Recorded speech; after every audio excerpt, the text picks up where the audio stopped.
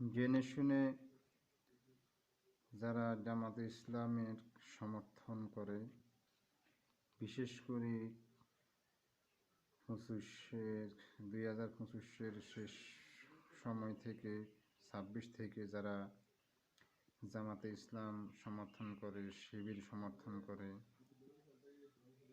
তাদের উদাহরণ একটা সিগারেট খানেওয়ালার মতো, সিগারেট খোরের মতো।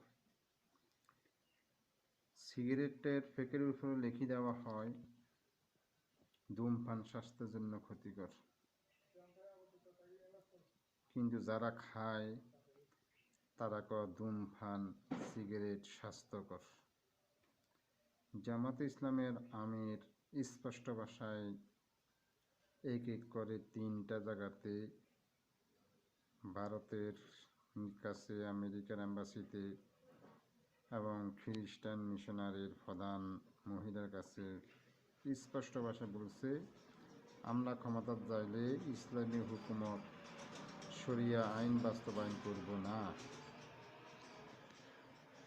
কিন্তু জামাত সমর্থক বা শিবিরের ছাত্ররা, জামাতের লোকেরা বলে, আমাদের আমির যদি ক্ষমতায় যায়, অর্থাৎ জামাত ইসলামের আমির যদি ক্ষমতায় যায়, তাহলে ইসলামী হুকুমত তথা শরিয়া আইন ভিত্তিক রাষ্ট্র পরিচালনা করবে।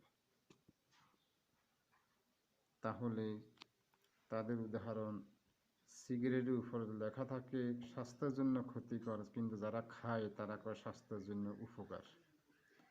ঠিক একই রকম জামাতের এবং শিবিরের লোকজনের অবস্থাও তাই।